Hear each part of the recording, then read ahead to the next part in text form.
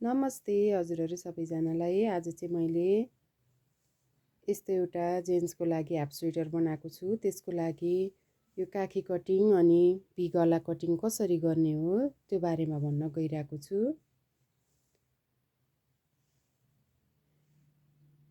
यो चाहिँ 34 कम्मर साइजको मैले बनाएको छु भने यहाँ तल 108 घर राखेको छु।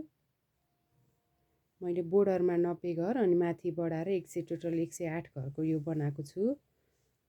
अनि यो 9 नम्बरको काँटीले बनाएको छु। यो चाहिँ म यसको काखी कटिङ अनि भी गला कटिङ कसरी गर्ने हो म त्यो बारेमा भन्न गइरहेको छु। हेर्नु है, मैले चाहिँ यहाँ सुरुमा एकैचोटि 8 घर घटाउँछु। यसरी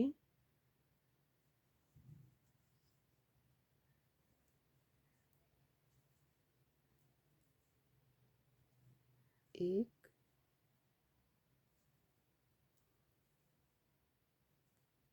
2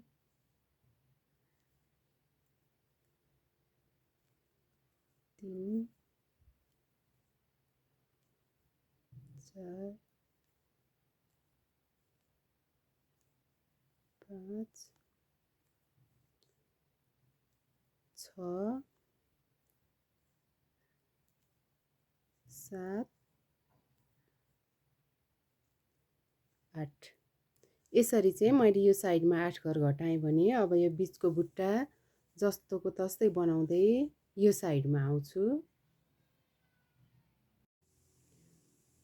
मैले चाहिँ एक साइडको यसरी 8 घर घटाएर आएँ भने यो अगाडि जस्तोको जस्तै बुट्टा गर्दै फेरि यो पछाडि साइडमा आएँ। अब यहाँ पनि यताको जस्तै गरी 8 घर घटाउनुपर्छ।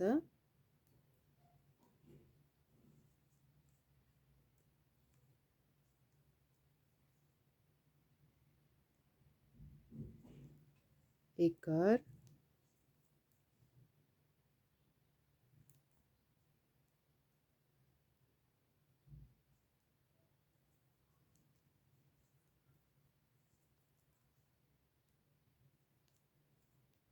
दुई, 3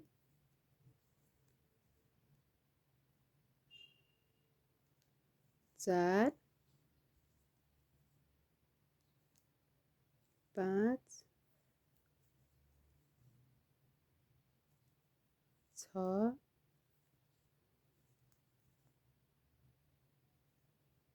7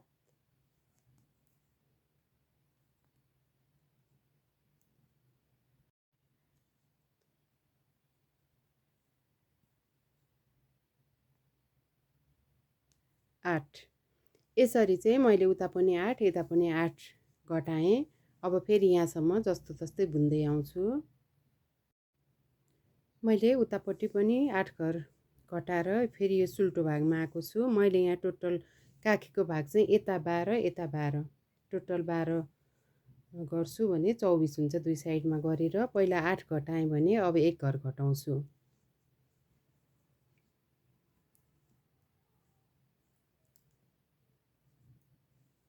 9 भयो। अब बुट्टा जस्ताको तस्तै गरेर फेरि यो भागमा आउँछु। अब यो भागमा आइसकेपछि के गर्ने भने पहिला सुरुमा 8 घर घटाउने एकैचोटि, अनिखेरि 4 काँटीमा। 4 काँटी भनेको मतलब 4 लाइनमा। जस्तो 8 घर यता अब 9 भयो भने यतापट्टि 1 घट्छ फेरि 9 हुन्छ। फेरि यता आउनु 1 घटाउनु 10 हुन्छ। फेरि यता जानु 1 घटाउनु 10 हुन्छ। अनि त्यसै गरी प्रत्येक काँटीमा प्रत्येक लाइनमा 1 गरेर टोटल 12 घर पुर्याउनुपर्छ। यसको लागि चाहिँ यता 12 यता 12 गरेर बराबरी घटाउने। अनि त्यसपछि म यसको चाहिँ भी गला कसरी कटिङ गर्ने भन्ने बारेमा म भनिदिन्छु। मैले चाहिँ काखी कटिङ गरिसकेर अब भी गला कसरी कटिङ गर्ने हो भनेर त्यसबारेमा भन्न गइरहेको छु। मैले चाहिँ यो मलाई गला अलिकति सानै चाहिने भएर मैले काखी कटिङ पछि गला कटिङ गर्दैछु। नत्र यो अलि ठुलो गला चाहिने हुनाले काखी सँगसँगै नै गला कटिङ गर्नुपर्छ भी गलाको। मैले चाहिँ यो धेरै नखोल्ने भने भएर मैले यो काखी कटिङ सकेपछि मात्रै यो भी गला कटिङ गर्दैछु। भी गलाको लागि चाहिँ के गर्नुपर्छ भने सकभर बिजोडी घर पऱ्यो भने एकदम राम्रो हुन्छ होइन। हजुरहरूले घर हाल्दैखेरि यदि भी गला गर्नुहुन्छ भने यो बुट्टा अनुसारले जति नै हाले पनि बिजोडी घर राख्नुभयो भने चाहिँ एकदम राम्रो देख्छ। मेरो यहाँ बिजोडी नै परेको छ। मैले यता 24 यता 24 गरेर मेरो बिचमा 81 घर रन आएको छ भने मैले यता 40 चाहिँ एउटा काँटीमा बुनिसकेँ। अब यता 40 यता 40 गरेर मेरो बिचमा एक घर बाँकी बस्छ। त्यो घर चाहिँ मैले यसरी एउटा केही उसमा उनेर राखिदिन्छु। यो चाहिँ पछि भिसेपको लागि बनाउन सजिलो हुन्छ। यसरी उनेर राखिदिन्छु भने अब यो पनि मैले यो काँटी मलाई बुन्न चाहिन्छ, त्यही भएर मैले एक साइडबाट मात्रै घटाउँदै जान्छु। पहिला मलाई चाहिँ त्यसरी सजिलो लाग्छ। पहिला एक साइडको घटाउँछु अनि अर्को साइडको कटिङ गर्दै गर मैले माथि नपुगिन्जेलसम्म तिराको भाग चाहिँ 22-23 नपुगिन्जेलसम्म म कटिङ गर्दै जान्छु। कसरी कटिङ गर्ने हो म भन्छु है। मैले यो चाहिँ अर्को एउटा काँटीमा आफूले नचलाउने काँटीमा चाहिँ यसरी टिप्दै गइरहेको छु। यो घर चाहिँ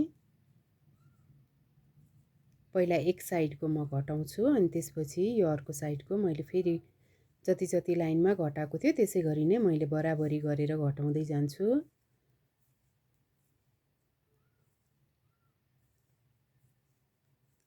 यसरी अर्को काँटीमा टिप्ने। मलाई चाहिँ यसरी सजिलो लाग्छ। हुन त आफ्नो तरिका हो, आफूलाई कसरी सजिलो लाग्छ त्यसै गर्दा हुन्छ। मलाई चाहिँ यो तरिका असाध्यै सजिलो लाग्छ, त्यही भएर मैले चाहिँ यसरी यो घर चाहिँ अर्को काँटीमा मैले टिपिसकेँ। अब मैले यताबाट अब घटाइदिन्छु। अब भी सेप कसरी लाने हो म त्यो भन्न गइरहेको छु।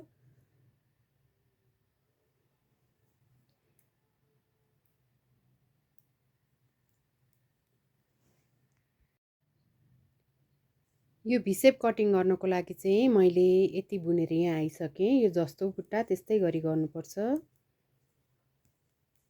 यो बुट्टा अनुसार नै मैले बुन्दै आइरहेको छु उताबाट। यो काखी कटिङ गरिसकेपछिको हो।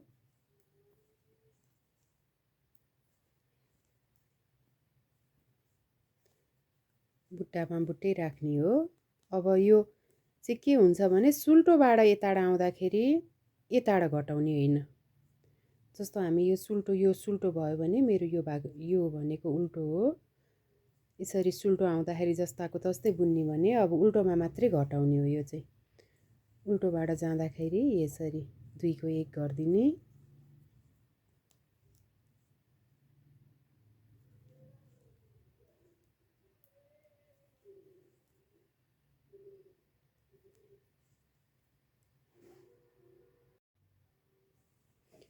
मैले उल्टोबाट घटाउँदै आएँ भने अब सुल्टोमा नघटाउने। के बुझ्नु पर्यो भने एउटामा घटाउने एउटामा नघटाउने। सुल्टोबाट आउँदाखेरि नघटाउने, उल्टोबाट जाँदाखेरि यहाँबाट 2 को 1 गरिदिँदै जानुपर्छ। सुल्टोबाट चाहिँ अब हामीले काखी घटाइसक्यौँ भने अब यो घटाउनु परेन।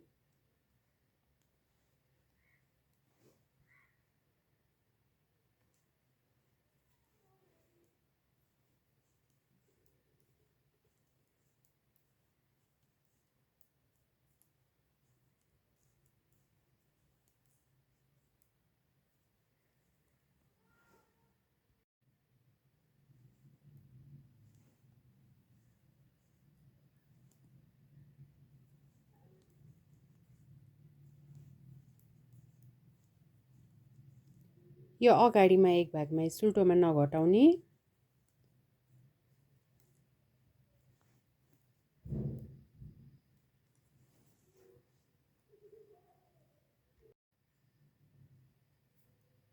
अब फेरि यहाँ 2 को 1 यसरी गरिदिएर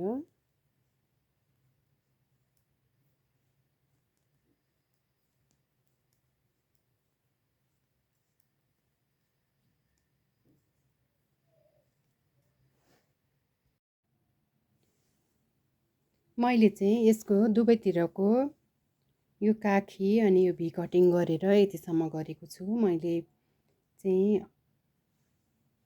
यता कटिङ गरेको मैले देखाइनँ किनकि सेम यस्तै हो। मैले त्यही भएर सरसर्ती भनिदिँदैछु। यताबाट जाँदा चाहिँ मैले यहाँ अगाडिबाट कटिङ गरेको छु। यो पछाडि कटिङ गर्नु परेन। उताबाट जाँदाखेरि यो पछाडिको पार्टमा कटिङ गर्ने, यो भागमा जाँदाखेरि अगाडि कटिङ गर्ने, पछाडि नगर्ने, फरक त्यति हो। यसरी जानु पऱ्यो, जस्तो जस्तै गरी जानु पऱ्यो। यता गर्दा यता कटिङ, यता गर्दा यता कटिङ हुन्छ भने मैले चाहिँ यो तरिकाले मेरो यति बनेको छ। यदि हजुरलाई योभन्दा गला ठुलो चाहिन्छ भने चाहिँ काखी सँगसँगै नै गला कटिङ गर्दा भी कटिङ गर्नुपर्छ भने मलाई चाहिँ थोरै चाहिने भएको हुनाले मैले चाहिँ अलिकति गला काखीको कटिङ गरिसकेर गलाको कटिङ गरेको छु। यो चाहिँ मैले भी सेप गर्नको लागि मैले एक घर चाहिँ नउनिकन त्यसै एउटा उसमा उनेर राखेको छु। हजुरहरू पनि यसै गरी बनाउनु, एकदम राम्रो गला बन्छ। यदि केही गरी बुझ्नु भएन यो के कसरी हो भने कमेन्टमा पनि सोध्न सक्नुहुन्छ, म उता जवाफ दिन्छु। हस्, धन्यवाद हजुरहरू सबैजनालाई। अनि योभन्दा अगाडि पनि अरू केही सिक्न मन छ, केही छ भने कमेन्ट गर्दा हुन्छ। हस्, धन्यवाद।